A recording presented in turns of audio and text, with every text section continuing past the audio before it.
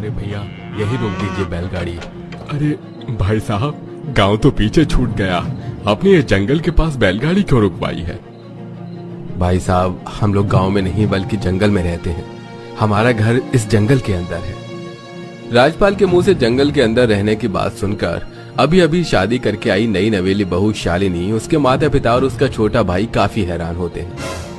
पिताजी, मैंने लकड़ी पर कपड़ा बांधकर उसमें आग जला दी है। अब कोई जंगली जानवर हमारे करीब नहीं आएगा। चलो अब चलते हैं। सभी लोग झुंड बनाकर धीरे धीरे जंगल के अंदर जाने लगते हैं। काफी देर तक चलने के बावजूद भी बहू के मायके वालों को कहीं पर भी कोई घर नहीं दिखाई देता। माँ जी, और कितना चलना होगा? मेरे पैर दुखने लग गए हैं। बहू, बस थोड़ी देर और, आने ही वाला है हमारा घर। कुछ देर में वो सभी जंगल के बीचों बीच बने एक लकड़ी के मकान के बाहर पहुंचते हैं। रात का समय था। जंगल से कई तरह के जानवरों की डरावनी आवाज आ रही थी। पूरे जंगल में सिर्फ अंधेरा ही अंधेरा फैला हुआ था।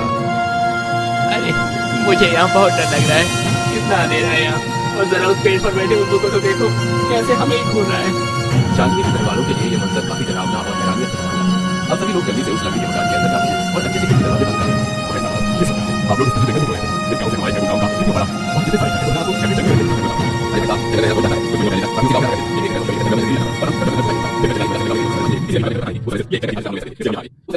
जंगल में होता है कुछ लोग नहीं जाते, बाकी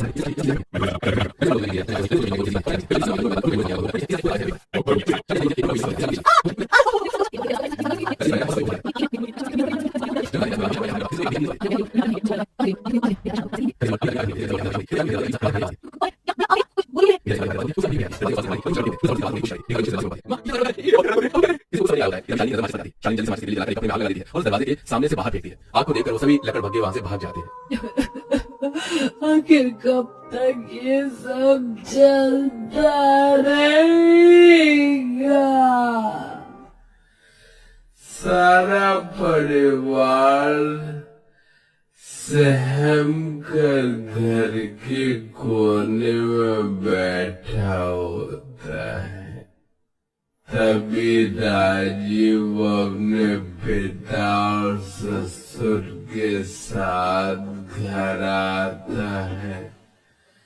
उन सभी के हाथ और चेहरे पर काफी सारे नाखूनों के निशान लगे होते हैं, जिनमें से काफी खून निकल रहा होता है। ये सब क्या है? ये सब कैसे हुआ? घर आते समय कुछ चमगादड़ों ने हम पर हमला कर दिया था। अब बहुत हुआ। अगर हमें इस जंगल में रहना है तो इन सभी चीजों का सामना करना, इनसे लड़ना सीखना होगा। बहुत डर के जी लिया हमने, लेकिन अब और नहीं। शालिनी, ठीक कहा तुमने। अगर हम लोग ऐसे ही डर डर के रहेंगे तो एक दिन यहीं मर जाएंगे। अब सारा परिवार मिलकर जंगल में ठीक से गुजारा करने के लिए ईंट पत्थर के छोटे छोटे औजार बनाकर अपनी सुरक्षा के लिए रख लेते हैं। वहीं अब जब भी शाम होती है तो वो सभी घर के चारों तरफ आग जलाकर रख देते हैं, जिससे कोई भी जंगली जानवर उस घर की तरफ नहीं आता। वहीं अब जब भी किसी की तबीयत खराब होती है तो वो जंगल में पाई जाने वाली जड़ी बूटियों के पौधों से ही अपने परिवार के लिए दवाई बनाकर रख देते हैं। ऐसे ही समय गुजरता रहता है और एक दिन, प्रदीप, इस बार तू बॉल लेकर आएगा। यार, तुम लोग मुझे ही बार बार बॉल लेने के लिए क्यों भेजते हो? प्रदीप के साथ 4 बच्चे और जैसे ही बॉल को ढूंढते हुए जंगल में जाने लगते हैं कि तभी उन बच्चों को कहीं से सांप, कहीं से भेड़िया और लोमड़ी जैसे जानवर घेर लेते हैं। अरे, ये तो किसी बच्चों के चिल्लाने की आवाज है। सारा परिवार जैसे ही उस आवाज का पीछा करता हुआ जाता है तो देखता है कि सभी जानवर बच्चों पर हमला करने वाले हैं।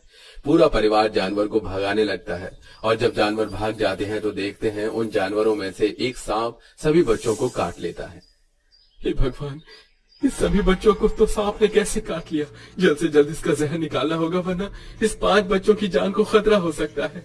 जंगल में रहने की वजह से परिवार को जानवरों का सामना करने के साथ साथ किसी जानवर के हमले से कैसे बच सकते हैं और सांप के काटे हुए जहर को कैसे निकाला जाता है, ये सब उन्हें आ गया था। राजीव जल्दी से सभी बच्चों के पैर से सांप का जहर चूस कर निकालता है। वहीं शालिनी औषधि बनाकर बच्चे के पैर पर लगा देती है। थोड़ी देर में बच्चे को होश आ जाता है और पूरा परिवार उस 5 बच्चों को छोड़ने के लिए उसके घर जाता है।